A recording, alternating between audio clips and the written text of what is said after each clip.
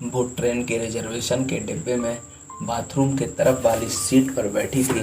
उसके चेहरे से पता चल रहा था कि थोड़ी सी घबराहट है उसके दिल में कि कहीं टीटी ने आकर पकड़ लिया तो। कुछ देर तक तो पीछे पलट पलट कर टीटी के आने का इंतजार करती रही।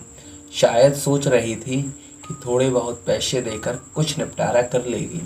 देखकर यही लग रहा था कि जनरल डिब्बे में चढ़ नहीं पाई, इसलिए इसमें आकर बैठ गई। शायद ज़्यादा लंबा सफ़र भी नहीं करना होगा।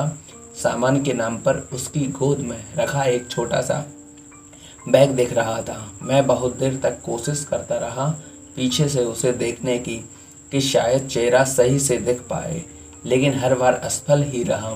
फिर थोड़ी देर बाद वो भी खिड़की पर हाथ टिकाकर सो गई और मैं भी वापस से अपनी किताब पढ़ने में लग गया। लगभग 1 घंटे के बाद टीटी आया और इसे हिलाकर उठाया। कहाँ जाना है बेटा? अंकल, दिल्ली तक जाना है। टिकट है? नहीं अंकल, जनरल का है, लेकिन वहाँ चढ़ नहीं पाई इसलिए इसमें बैठ गई। अच्छा, 300 रुपये पेनाल्टी बनेगा। ओह अंकल, मेरे पास तो लेकिन 100 रुपये ही हैं। ये तो गलत बात है बेटा, पेनाल्टी तो भरनी पड़ेगी। सॉरी अंकल, मैं अगले स्टेशन पर जनरल में चली जाऊंगी।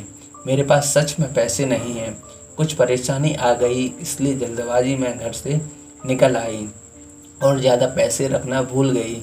बोलते बोलते वो लड़की रोने लगी और टीटी उसे माफ़ किया और 100 रुपये में उसे दिल्ली तक उस डिब्बे में बैठने की परमिशन दे दी। टीटी के जाते ही उसने अपने आंसू पहुँचे और इधर उधर देखा कि कहीं कोई उसकी ओर देखकर हंस तो नहीं रहा था।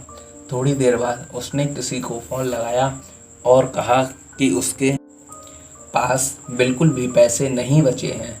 दिल्ली स्टेशन पर कोई जुगाड़ करा के उसके लिए पैसे भिजवा दे, वरना वो समय पर गांव नहीं पहुंच पाएगी।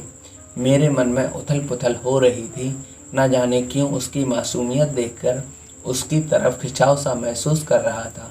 दिल कर रहा था कि उसे पैसे दे दूं और कहूं कि तुम परेशान मत हो और रो मत, लेकिन एक अजनबी के लिए इस तरह की बात सोचना थोड़ा अजीब था। उसकी शक्ल से लग रहा था कि उसने कुछ खाया पिया नहीं है, शायद सुबह से, और अब तो उसके पास पैसे भी नहीं थे। बहुत देर तक उसे इस परेशानी में देखने के बाद मैं कुछ उपाय निकालने लगा जिससे मैं उसकी मदद कर सकूं और फ्लैट भी ना कहलाऊं। फिर मैं एक पेपर पर नोट लिखा, बहुत देर से तुम्हें परेशान होते हुए देख रहा हूँ।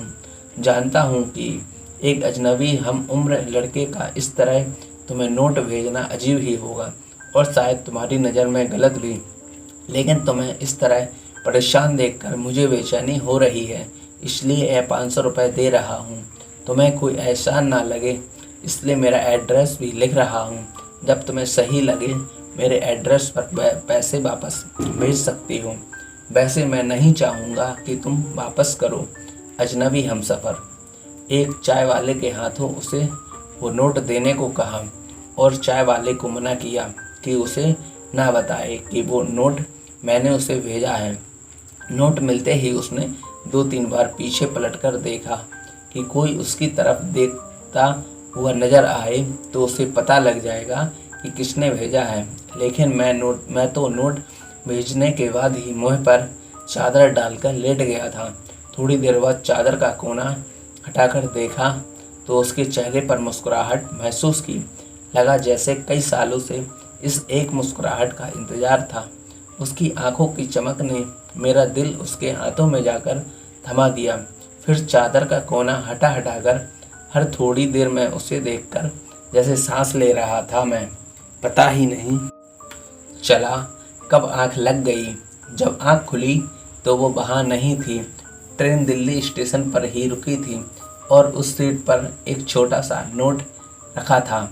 मैं झटपट मेरी सीट से उतरकर उसे उठा लिया और उस पर लिखा था, थैंक यू मेरे अजनबी हमसफ़र, आपका ये एहसान मैं ज़िंदगी भर नहीं भूलूंगी। मेरी माँ आज मुझे छोड़कर चली गई है। घर में मेरे अलावा और कोई नहीं है, इसलिए आनन फानन में घर जा रही हूँ। आज आपके इन पैसों से मैं अपनी माँ को शमशान जाने से पहले एक बार देख पाऊँगी। उनकी बीमारी की वजह से उनकी मौत के बाद उन्हें ज़्यादा देर घर में नहीं रखा जा सकता। आज से मैं आपकी कर्जदार हूँ, जल्द ही आपके पैसे लौटा दूंगी। उस दिन से उसकी वो आंखें और वो मुस्कुराहट जैसे मेरे जीने की वजह थे। हर रोज़ पोस्टमैन से पूछता था, शायद किसी दिन उसका कोई खत आ जाए। आज 1 साल बाद एक खत मिला। आपका कर्ज अदा करना चाहती हूँ, लेकिन खत के जरिए नहीं, आपसे मिलकर। नीचे मिलने की जगह का पता लिखा था और आखिर में लिखा था, तुम्हारी अजनबी हमसफ़र। किसी को रोते देख कर हंसो मत, क्योंकि वो हर इंसान किस दुख में है। तो फ्रेंड्स, ये इस स्टोरी का पार्ट 1 था। अगर आपको कहानी अच्छी लगी हो तो प्लीज़ वीडियो को लाइक और शेयर कीजिए और चैनल को ज़्यादा से ज़्यादा सब्सक्राइब कीजिए। और फ्रेंड्स, अगर आपको अगर इसका पार्ट 2 चाहिए है तो प्लीज़ कमेंट में यस लिख के टाइप कीजिए। Thank you.